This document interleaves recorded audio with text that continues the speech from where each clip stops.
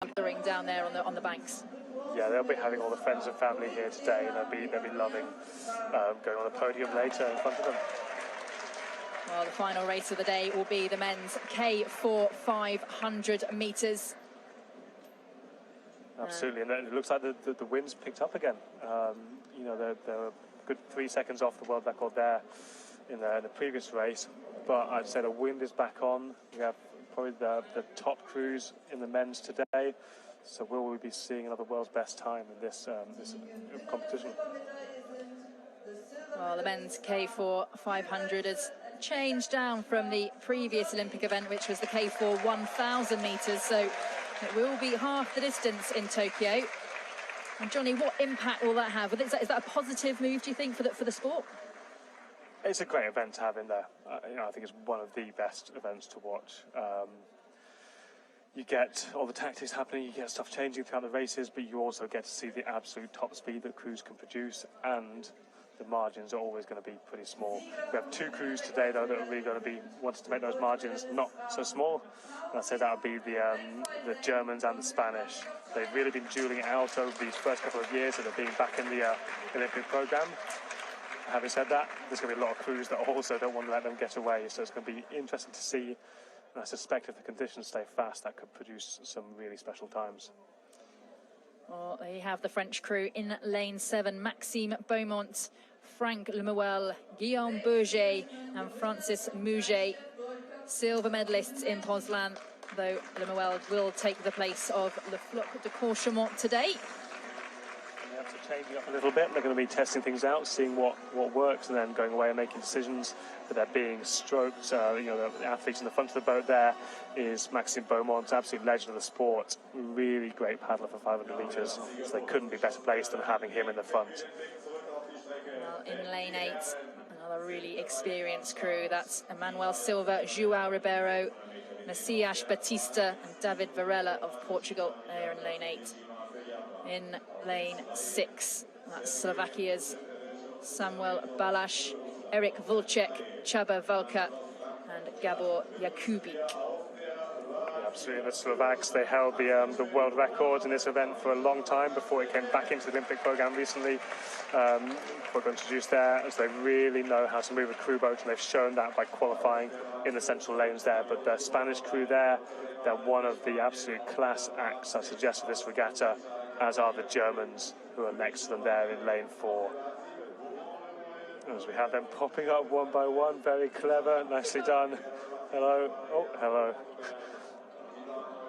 Yeah, Germany, Max Rentschmidt, Ronnie Rauer, Tom Liebscher and Max Lemke, the reigning world champions and the reigning Olympic champions in the K4000 as well, with Lemke today replacing Max Hoff from that crew. Absolutely, 2,000 metre world champions within that boat, and the legend that is Ronnie Rauer. They are going to be hard to beat for the Spanish, and everyone else is going to try.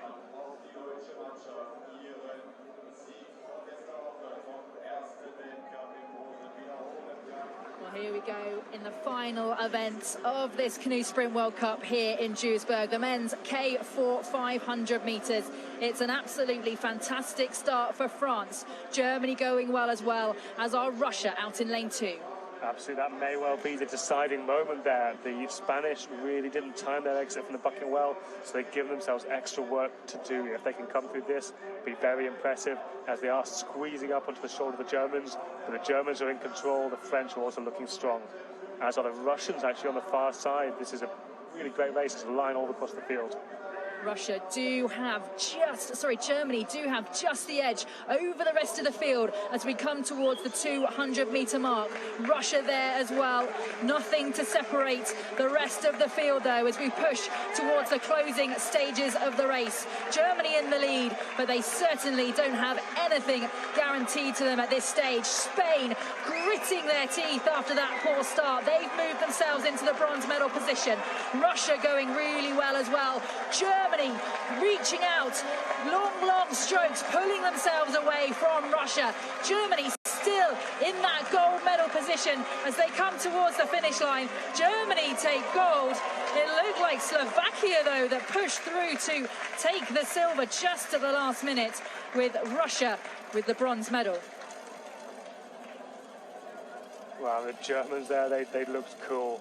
Rentschmidt in the front, he had time to have a look over to the side, check where they were, and just hold his technique so to look to the line because he knew they were in the lead. See a 1:18.6 there, so not quite challenged the world best times today. You know, just under a second off that, but a 1:18.6 is still a pretty special kind of time.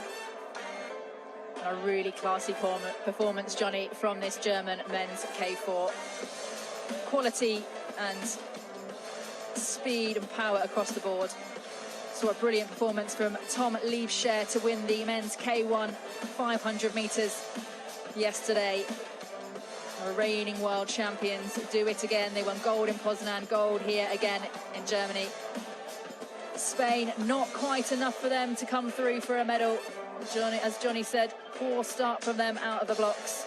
They came back into contention in the last 200, but just slipped back. See Spain there in the red boat. They were there in the medal positions just until the last few strokes. Power going down from the German athletes. Absolutely, the Spanish will be a little bit disappointed with that, but you know, still a good performance from where they started. It's always hard to keep to your race plan when things don't go well off the line, and then there are these crews around the Russians and the Slovakians showing that they actually know how to execute this race incredibly well as well. So we see, you know, so many crews going under the 120 mark there. The Germans in the 118s. It has to be said that was a time the Spanish, they did a 1:18.8 in their semi-final, so I'll be a bit disappointed they weren't actually closer to that, which would have challenged the Germans. Brilliant race from them.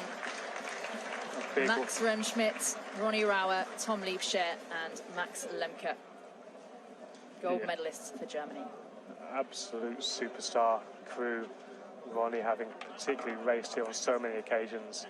I was lucky enough to line up against him in 2007 in the K2 500 metres, and then again yesterday in the 200 metres. He still keeps going, he still keeps getting better.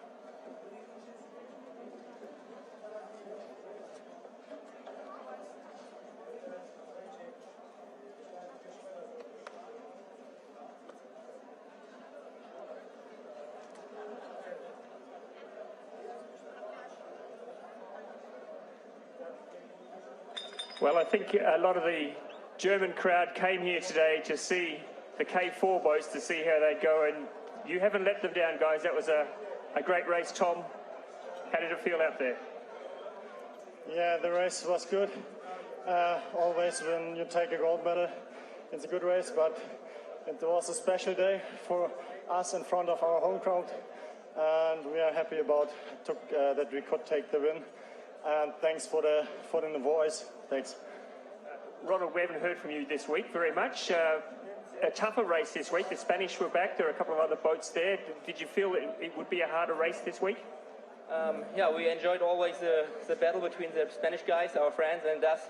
So we are a bit surprised how the race was going today. But we tried to get a pretty fast race because the conditions is very fast today. So we always battle with the time anyway.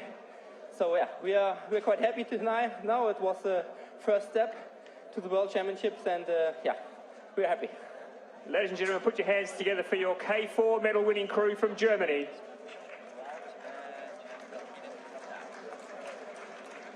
Well, what a way to round off this second Canoe Sprint World Cup here in Duisburg. Gold for Germany in the women's K4 500, gold for Germany in the men's K4 500.